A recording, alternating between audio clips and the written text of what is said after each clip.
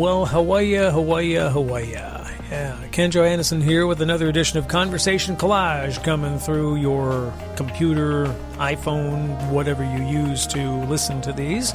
Nice to have you on board. We come to you on a waning summer day from Wenatchee, Washington, the apple capital of the world and the buckle of the power belt of the great Pacific Northwest. A little later on, we'll be talking about your money and how often you should check your portfolio and your investments to see how they're doing. Talk with a financial advisor from El Segundo, California, and he'll have some good ideas for you. But first, we'll talk about dogs. Now, we talked about dogs earlier with Kate Walsh in an earlier edition of Conversation Collage, and you should check that out because it was a mighty interesting time we had with her. Well, as we record this, it is late August, and we have just passed National Dog Day, which was on Monday, August 26th of 2019. And we talked about something you might not know about in your four-legged friends, canine osteoarthritis. Apparently, any dog is susceptible to this, and it is one of the most common diseases impacting dogs. And to tell us more about it, we talked with veterinarian Dr. Kristen Kirkby-Shaw and Meredith Kahn, who is of American Regent Animal Health in Beckham, and we talked to both of them about canine osteoarthritis. Dr. Shaw, hello. Hi, Ken. Meredith Kahn, hello.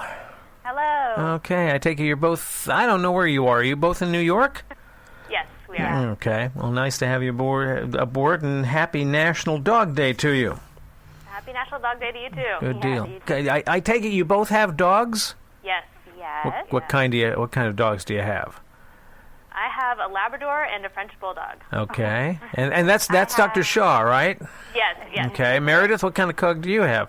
I have a 17-year-old Jack Russell. Oh, wow. Okay, good. He's an oldie. Yeah. He's hopefully he's doing well. He's okay. He's hanging in. Great. We're here to talk about canine osteoarthritis. I did not know that existed, although I suppose if humans can get arthritis, so can animals. So, Dr. Shaw, I'll start off with you. What is canine osteoarthritis? Yeah, so canine osteoarthritis is not dissimilar to human arthritis in that it's still a degenerative condition of the joint, but probably one of the biggest differences compared to humans is that it's almost always secondary to an underlying genetic or developmental condition such as hip dysplasia or elbow dysplasia, or even when dogs tear a cranial cruciate ligament, they can develop arthritis secondary to that. But one thing to point out, though, is that because it's a secondary condition, we can actually pick it up in young dogs. So in the first year of life, we can identify dogs that are going to be at risk of developing arthritis as they age. Are there certain breeds of dog that are more susceptible to this? Yes, absolutely. So Labradors, like my own, are probably the poster child, but also Golden Retrievers, German Shepherds, really any breed of dog, but those are among the top three. Do we know why they are more susceptible?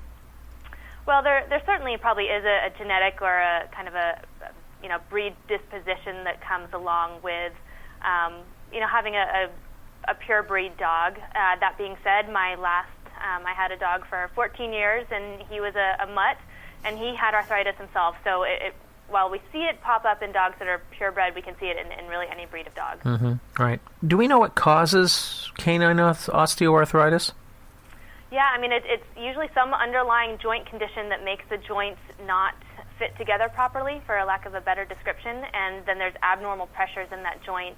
The cartilage starts to get worn away, and then there's an inflammatory process, and then a whole host of secondary things that happen after that. One other thing that does predispose to arthritis is if dogs are overweight. Okay. I had an American Eskimo when I was a kid, and it was a newer breed back then, and it seemed like the poor boy's it was his right hind leg always seemed to be coming out. Could that have been a symptom of that?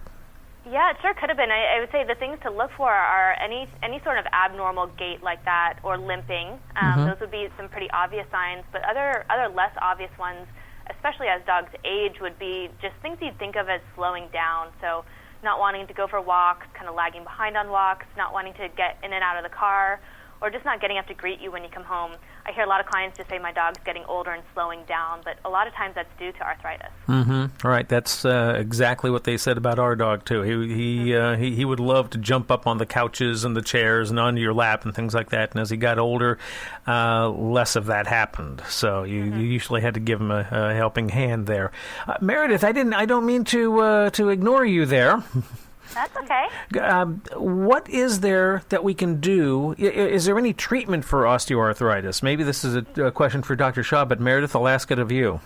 Yeah, no, absolutely. I work for a company that makes a drug called Adequan Canine. I'm with American Region Animal Health. Adequan Canine is also referred to as polysulfated glycosaminoglycan, and it does proactively treat the disease state. It's the only FDA-approved injectable disease-modifying osteoarthritis drug for dogs. So it doesn't just mask signs and symptoms, it really does treat the disease state, which is really what makes Adequan Canine very unique from other options like over-the-counter supplements and non-steroidal anti-inflammatories. How does this injection, how does it work? What does it do?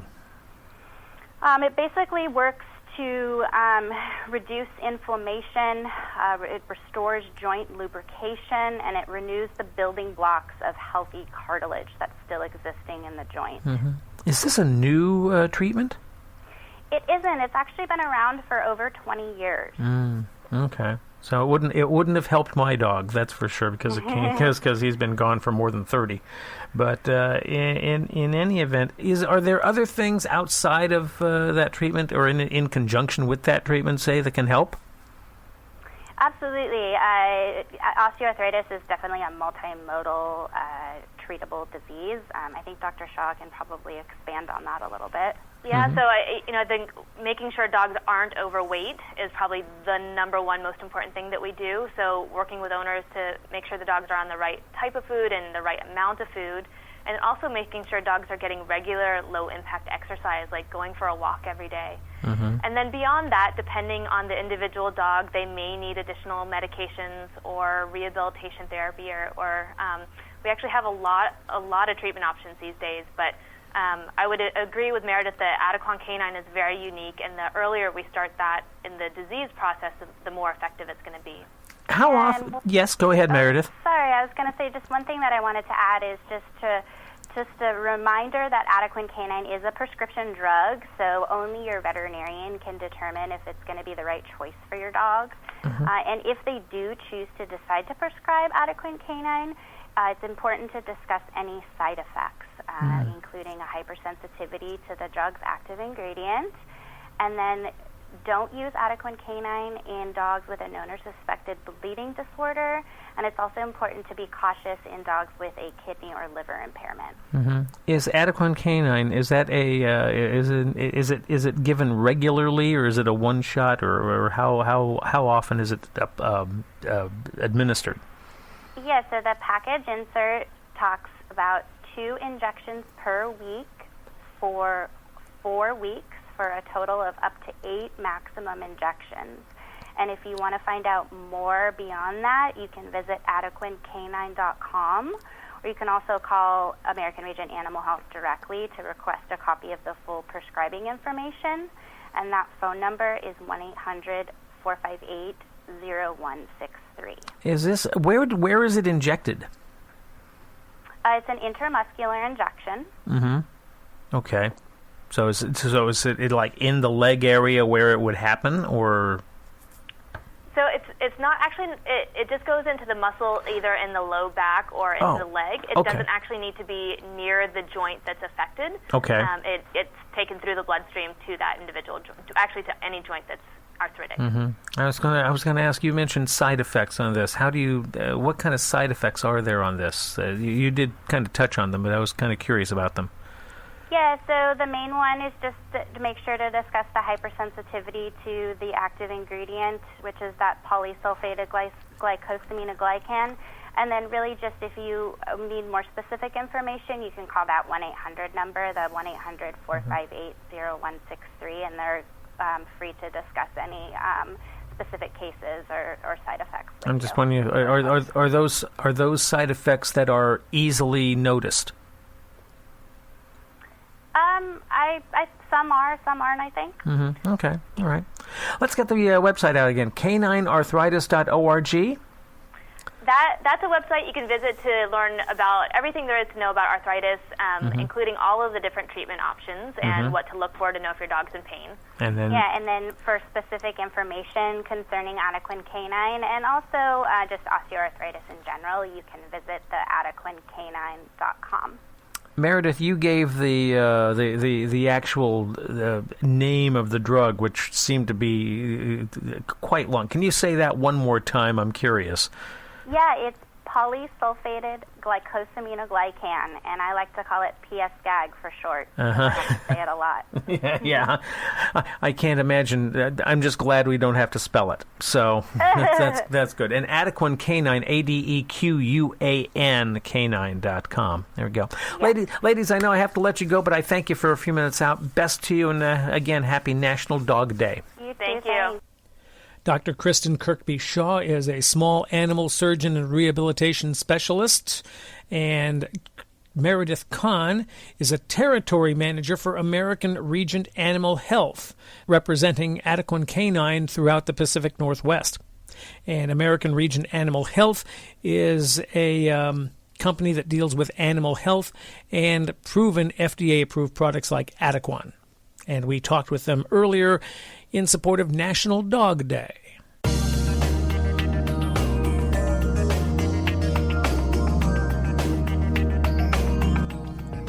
Conversation Collage available on all the major podcast platforms, including iTunes, YouTube, Spreaker, iHeart, and a number of others. You should check them out. Also, go to our Facebook page, Conversation Collage Podcast, and also check us out on Instagram. We would love to have you on board, and please tell all your friends about what we do here. We'd appreciate it. Summer's winding down, back-to-school season's in full swing, and in conjunction with that, the personal finance website Wallet Hub, and in conjunction with that, the personal finance website Wallet Hub has released 2 reports to celebrate the Labor Day holiday weekend. Wallet Hub's best Labor Day deals and sales reports give shoppers a roadmap to savings. Its Labor Day Fun Facts report educates and entertains with stats on all aspects of the Labor Day holiday, from hot dogs to financials and 5Ks. The interesting things I found in these reports were that dishwashers are the best items to buy in September relative to the rest of the year. Who knew? Dishwashers. In other Labor Day deals, Kenmore washer, 46% off. A Nikon camera, D3500 DSLR, 41% off. An HP OfficeJet printer, about 1/3 off. If you want to buy a Nordic Track elliptical, that's more than half off. And a Samsung 65-inch smart TV is 31% off. That's what they found as the among the 10 best Labor Day deals of 2019. 55% of Americans left a total of 768 million vacation days unused in 2018. They say we want to work, but we also leave our vacations wanting. Get this for a fun fact. 818 hot dogs are eaten every second from Memorial Day to Labor Day. I think I've had 2 hot dogs between that time. I think. And the annual cost of worker injury and illness in the United States comes to more than $250 billion. Interesting stuff from the folks at Wallet Hub. Now, anybody who's been watching the markets as of late knows how topsy-turvy it has been. And the uncertainty in the market only seems to grow. And it could be a good time to take a look at your portfolio and rebalance it. Investing with an eye on the long term is wise, and those who stay disciplined are often rewarded for staying the course, but that doesn't mean you should ignore your investments. And a good idea on how, and some tips on how to keep an eye on your investments comes from Gene Goldman, who is with the firm of Cetera Investment Management. He is the Chief Investment Officer